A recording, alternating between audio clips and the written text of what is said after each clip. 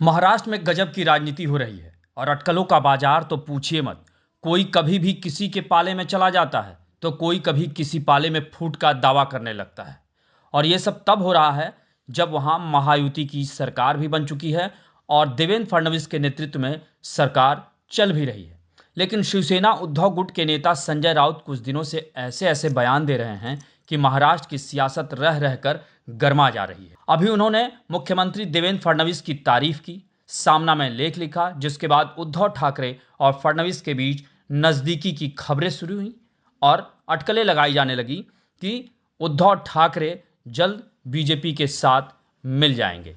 और अब उन्हीं संजय राउत ने महायुति के अहम घटक दल शिवसेना में फूट का दावा कर दिया है।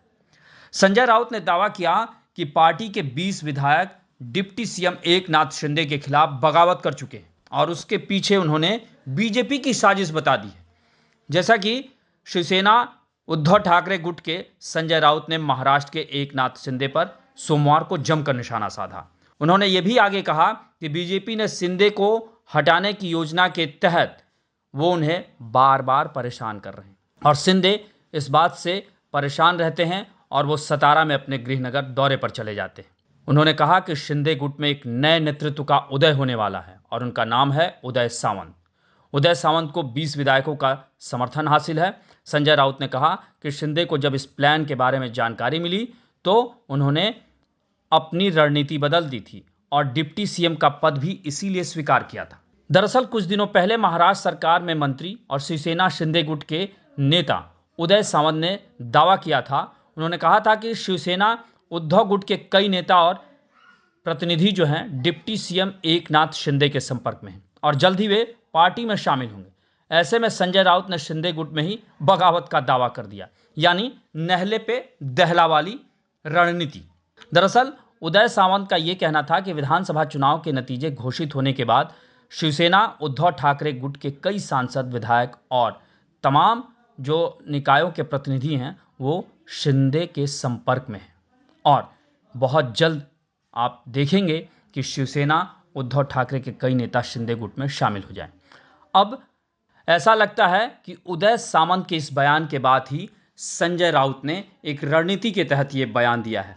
वैसे भी अगर देखा जाए तो संजय राउत और उद्धव ठाकरे कहीं ना कहीं बीजेपी से नज़दीकी बढ़ाने की कोशिश में हैं और इस समय जो हालात हैं महाविकास अघाड़ी के, ऐसे में उनको ये लगता है कि अब इसका कोई भविष्य नहीं है।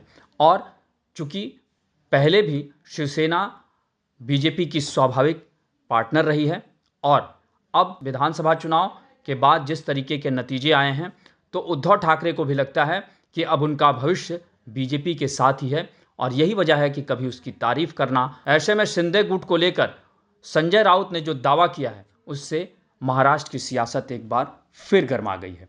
वैसे भी देखा जाए तो महाराष्ट्र में देवेंद्र फडणवीस एक ऐसे नेता के तौर पर उभरे हैं जिन्हें अब चुनौती देना बहुत मुश्किल है। यही वजह है कि देवेंद्र फडणवीस को लेकर विरोधियों, खासकर महाविकास अघाड़ी में एक तरह की खलबली है और वो तरह तरह के अटकलें लगाई जा रही है और वो तरह तरह के दावे भी कर रही है। आपको हमारी ये रिपोर्ट कैसी लगी उसे कमेंट बॉक्स में ज़रूर बताएं और अन्य खबरों से अपडेट रहने के लिए बने रहें हमारे साथ, क्योंकि हम हैं बुलंद भारत टीवी, ताकत आपकी।